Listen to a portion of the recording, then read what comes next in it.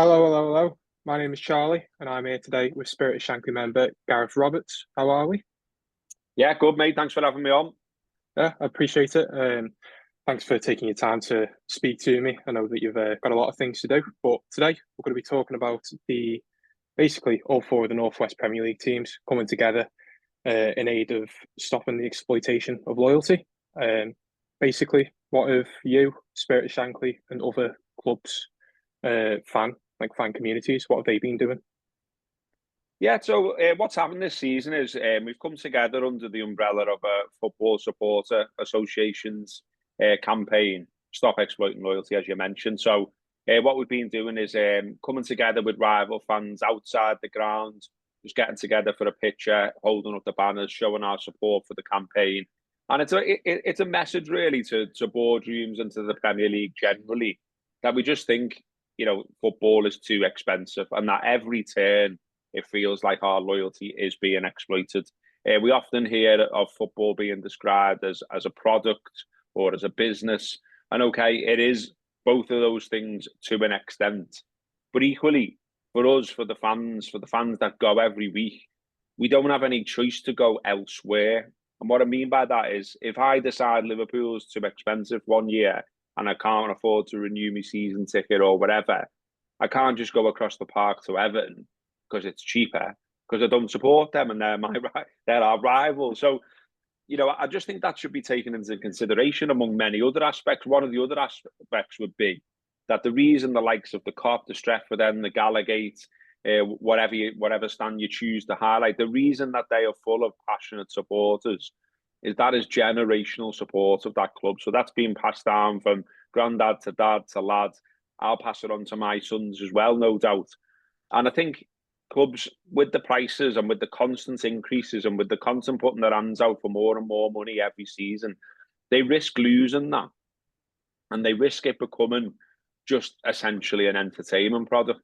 And one of the reasons that they're able to sell the Premier League around the world for the vast sums of money that they sell it for to various TV companies is the people in those countries love to see passionate support, colour, flags, banners, all the rest of it. And that comes from you've lived the life of supporting that team. You put your money into it, you put your efforts into it. For me, going to the match is my nightclub, my pub. It's where all my money goes. And so to keep saying to me season after season, and now it's more, and now it's more, it's simply not fair when the TV money, which I just mentioned, the latest TV deal is £12.25 billion for the Premier League. That's for a 3-year period. Now, you're not telling me that that isn't enough money to run the thing, essentially. You don't need to keep asking us for more money. Between when I started going the match and now, football tickets have gone up 875%. And no other product that I consume has gone up similar. It's out of sight. It's gone beyond inflation absolutely years ago, and it's out of control. And it needs to come back and be controlled and be fair. And that's why we've been coming together and doing what we do. And you mentioned the Northwest clubs. I thought that was a really important weekend. We've done it a few times with various different clubs, but the weekend where it was Liverpool, Man City, just a minute, mate. Liverpool, Man City, Man United, and Everton. That was rivalries being put aside for a common cause. And it was a really powerful message that across the league, essentially owners are taking the mick. You look at Man United as a recent example. Tickets for adults were £40 and tickets for kids were 25. And all of a sudden, for no reason, mid-season, they've announced that those very same tickets are now £66. Now, if you're on minimum wage, that's a day's wage. And if you're then looking to take, a little boy like him, that's 2 days' wages. And so all of a sudden you can see how it's pricing out the very communities that these football clubs were born from. Yeah, well, you mentioned United there. They're in a mess. They've been in a mess for Yeah. many years. They just announced that they're not doing a staff party, like for the staff, little things like that. It's sort of losing that soul of the club. Something that you have done was the coasters. Obviously, you've been holding the banners out with opposition fans, but he's done the coasters, which highlighted you mentioned before, the inflation rate, Yeah. about how it correlates if you correlated it from the price of a ticket for the Cop. Was it the start of the Premier League, or was it in 1990? It was £4. 1990, yeah. If you done the inflation of that compared to the cost of a pint, like £12. What other ways is it about getting the message across? For it to become more of a, like how when Sunderland, when everyone walked out. Yeah, 2016. Yeah. Yeah. I mean, that's the thing, that's where we've been before. Like people say to me and everyone involved in this, really, it could be more expensive and it could be worse. And I say, okay, yeah, well, let's remember that we're in the northwest of England. Let's remember that we're in Liverpool, not London. And let's be realistic about what people in this city and this area can afford. And it would be a lot dearer if it was down to our owners. But because we protested in the past, and because there was the walkout on 77 in 2016 when they proposed £77 tickets, the prices are what they are. But they would be higher if we'd allowed them to be. And this is why it's really important, I think, for football fans to come together, show their unity over this, and show their power over this, because we've previously demonstrated that it works. We demonstrated that it worked with the £77 ticket, which was scrapped. We demonstrated that it worked as well with the Premier League away ticket cap. So if you go away from home in the Premier League, it's £30, which is plenty enough when you think about that you've got to pay for your travel, your food, potentially accommodation. And 2013, I think it was, Arsenal were charging £62 for away tickets. So it's now 30. So that's something that was won by fans coming together. Fans, in fact, marched on the Premier League. Fans, in fact, targeted Premier League sponsors. And eventually the boardrooms came together and said, actually, maybe we should do something about this. I feel we're at that place again now about home tickets, essentially. So what we're asking for now is that, at the very least, freeze them. Stop putting them up season after season. This season, every club in the Premier League, bar Crystal Palace, put the prices up. But for next season, Brentford have already frozen theirs. And Brentford have also announced that there's £10 tickets for under 18s. Now, that's absolutely brilliant. And that is the direction of travel that we want. Because we want like kids like him who's popping up in this interview to be, when it's his turn to go the match, I want him to be able to afford it. I want him to be able to experience what I have. I want him to see Liverpool lifting cups and things like that in the stadium, in the ground, and experience that feeling. I don't want him to think it's a TV program. So it's really important to, I feel like we're sort of, we're fighting for the future of the game as well as the current status of it. Yeah. And I mean, you say clubs listen to it, like with the £30 cap on the away tickets, but some would argue, not saying it's a very holistic point of view to say, but no matter what, you'll get people coming to the games. Like with United raising it to £66, no matter how old you are, you're still going to get people coming. So why should the club stop? Because they're going to get the money. They're not bothered. How is it that clubs are able to sort of navigate around that whilst maintaining the local fan community, but having a balance with tourist fans? You know what I mean? Yeah, and that's exactly it then, isn't it? So that there needs to be a balance between the two. And that's what the club is constantly trying to do already, to be honest with you. So, we've got the new Anfield Road stand, but quite a significant number of the tickets in the new Anfield Road stand are corporate. And they're in a section called Brody's. Now, if you give that a quick Google and look at how much it is, it's unbelievable, some of the prices. And you're paying for a bit of food and a bit of drink and a fairly normal seat, actually. So they're already doing that. They're already catering for rich fans. And there are plenty of ordinary fans from, there are fans within 2 streets of Anfield. There are people who have grown up in L4. As an example, I'm from Highton myself. So there are people from areas that have got big economic challenges who can't afford £1,500 to go to one game. And it needs to be both, because it's my belief that, as I say, the flags, the banners, the special atmosphere that we always bang on about at Anfield, that is generated by the local passionate fans by and large. You know, I don't know of a lot of people that are traveling thousands of miles with huge banners that take up the whole of the Kop. It's just not feasible for one. So that's largely produced by a group called Spine Kop 1906. Now, I know a lot of those lads and the local lads, young lads that go to most games, but most of them are making sacrifices to go to those games. It's not like it's not like the wallowing in cash. So I don't want Liverpool to lose that. And I'm sure, well, I'm not even sure. I know that there are Manchester United fans who say exactly the same thing, City fans who say exactly the same thing, Everton fans who say exactly the same thing. And that's why we've been able to come together for this campaign, this Stop Exploiting Loyalty campaign. It was actually proposed by Spirit of Shankly. We felt that it was time to do something. And, we got the agreement of fans groups right across the country. So that banner saying Stop Exploiting Loyalty, I think, has been in now 19 of the 20 grounds in the Premier League. And it's been across divides between away fans and home fans. It's been outside grounds for huge games like Liverpool, Man City, who in recent years have been a huge rival, gone head to head for titles and all the rest of it. Let's be honest, there's been a bit of animosity between the two clubs. And yet we were able to put that aside, hold this banner up and do media, do it again inside the ground as well, because that's how passionately we all feel about this. There are people who've gone to matches for 30 and 40 years who can see the direction of travel and can see that boardrooms are pushing it and pushing it and pushing it and seeing how far they can do with it, get away with it.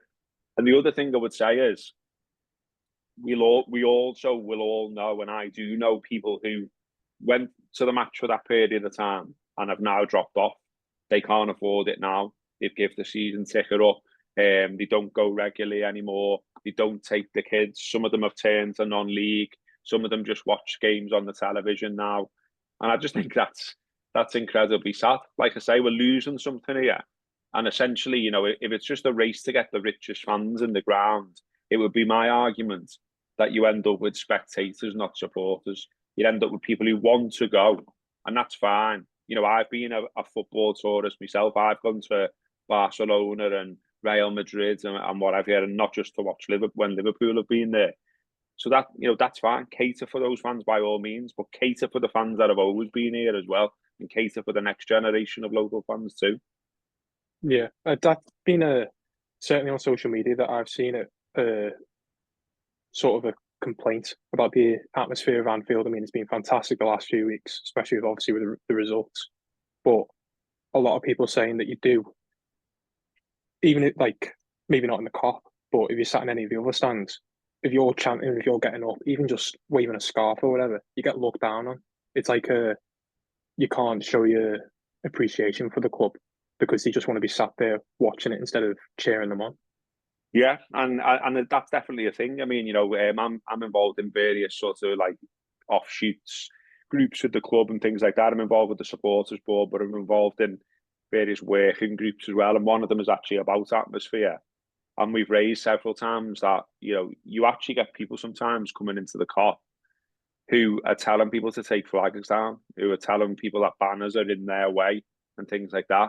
And for me, they shouldn't be in the Kop.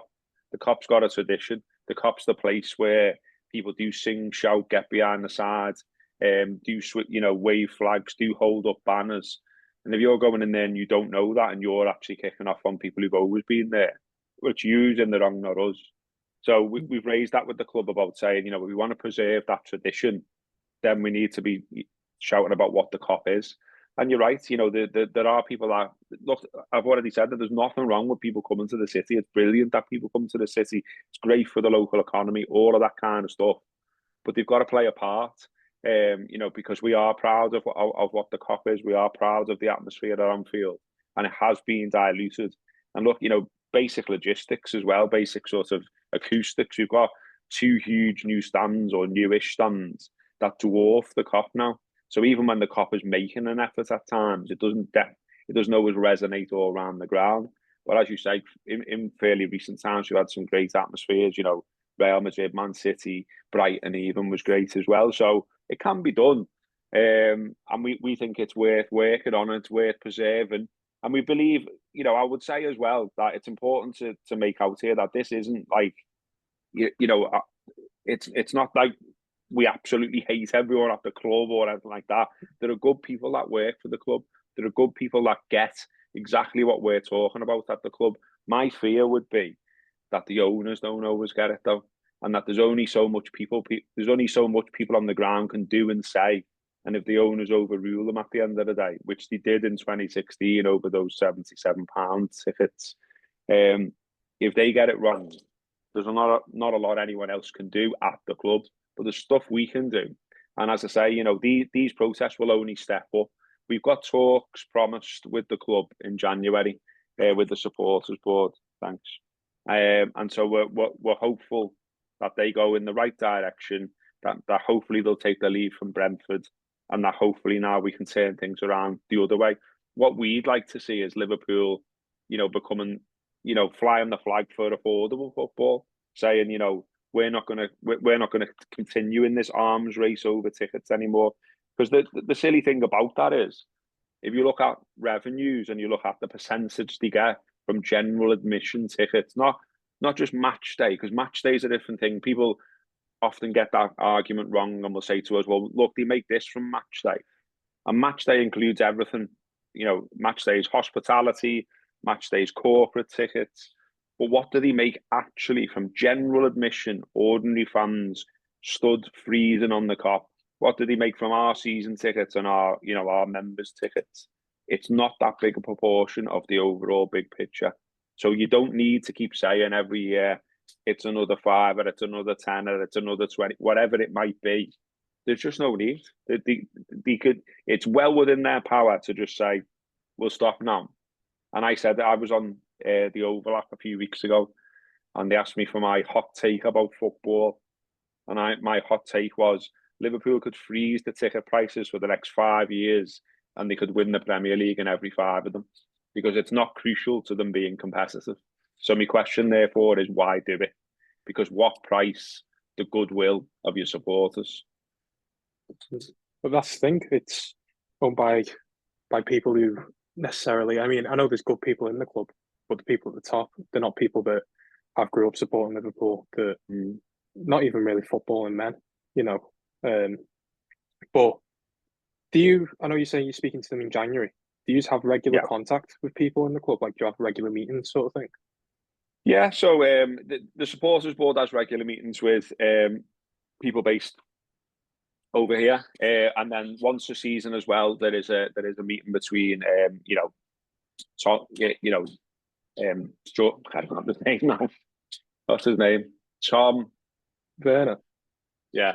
And the other fella. So I'll answer that question again. So you'll got.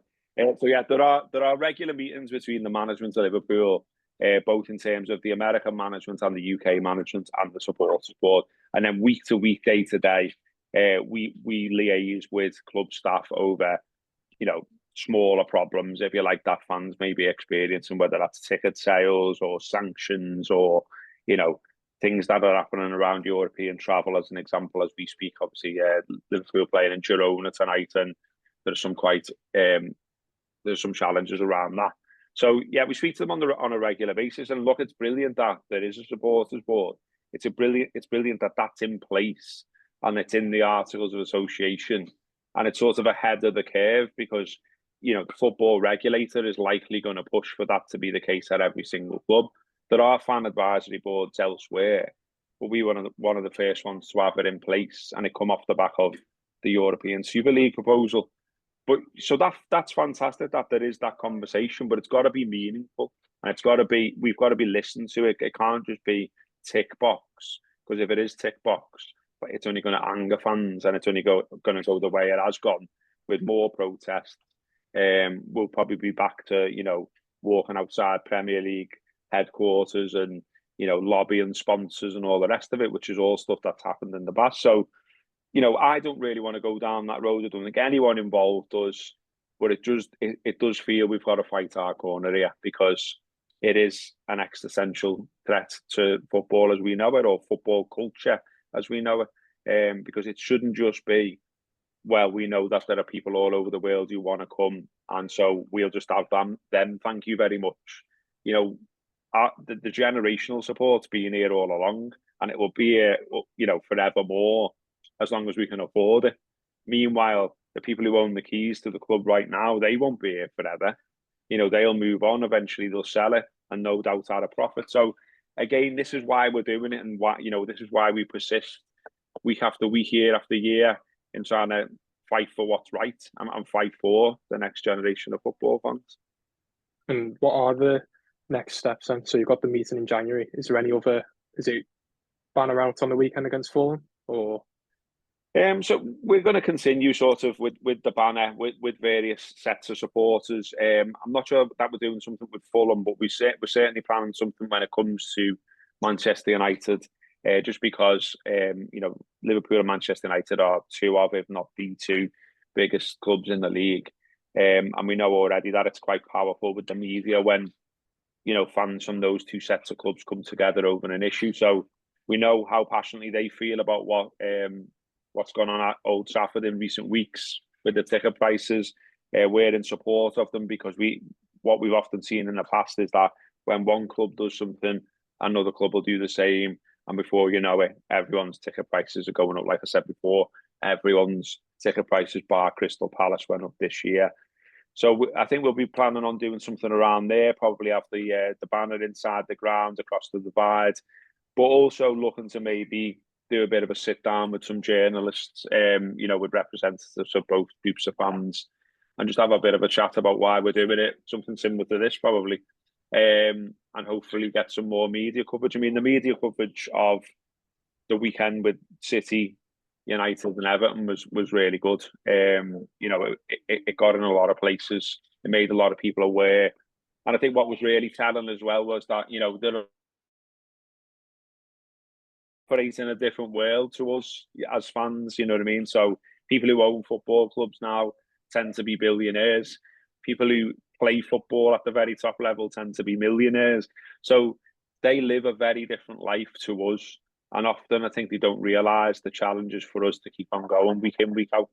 And so it's nice, I think, to remind them. And it's been nice to see some of the support that we've had. I mean, we've had the likes of Jamie Carragher retweeting all the stuff from Spirit to Shankly. I went down to London and did an interview about all this with Talk Sport. And I wouldn't have expected that Jason Cundy would be an ally, but it appears that he now is. And, not only was he very supportive on the interview itself, but he's since followed Spirit to Shankly on Twitter and things like that, and seems to have taken a genuine interest in it. So stuff like that's good. And, it makes you feel like, you are fighting the good fight and you are doing it for a good reason. And like I say, all we're asking for, we're not asking that it's free. We're not asking that you make it a fiver again. We're just saying, can we just stop putting it up year after year after year? Because, look, I've just banged on here about ticket prices. I haven't mentioned the prices of replica kits. I haven't mentioned the price of food and drink on the concourse when you go to football. I haven't mentioned the price of a Sky subscription, an Amazon subscription, and a TNT subscription, all of which are required if you want to watch all of your team's games on the telly. So, it's at every turn. And it's like, how many times do you want to make money out of the same sets of people? There is enough money in the game, do TV money, do sponsorship, and do what they already make from tickets without constantly asking us for more. And like I say, the TV deal's got up 17%, 12.25 billion. You can pay your costs with that money as far as I'm concerned. You do not need to keep coming back to us. And you certainly do not need to be taxing children, pensioners, and disabled supporters. Well, you mentioned the TV deals. You can't even buy, even if you have got all the subscriptions, it's no guarantee that you'll even be able to watch every game, because like 3 o'clock games, you just don't get. Obviously, I know that you've got conscious of time. You'll have to be going soon. Just last thing, with Liverpool playing tonight against Girona, how do you think that's going to go? Yeah, I can't say I know too much about Girona, but what I would say is that I think game at Goodison Park being cancelled was actually a little bit of a blessing in disguise. So obviously the circumstances were around Storm Dara, but what it meant for us, I think, is that some of our players got to have a bit of a rest. We were missing Canate through injury. We were missing McAllister through suspension. He'll still be suspended tonight. We probably won't have Canate back. but we will have one or two others back. I think Allison's back. I think possibly Jota might be too. Fingers crossed. So I think it allowed us to get some energy back in the legs, because they looked a bit leggy against Newcastle in the 3-3 draw there. So I imagine he goes strong tonight. I imagine it will be a good team. We played well all season. Don't see any reason why we wouldn't tonight. And then got Fulham at home on Saturday as well. So yeah, I'd expect a good result for Liverpool tonight, and another one on Saturday as well. Both wins then? Think so, yeah. Fingers crossed. Well, yeah. Well, thank you very much, Gareth. Do appreciate it. All right, mate. No worries. Yeah, thanks for everything, and yeah, all the best. All right, Charlie. Thanks very much, mate. If you need Nice anything one. else, mate, whenever, just give us a shout.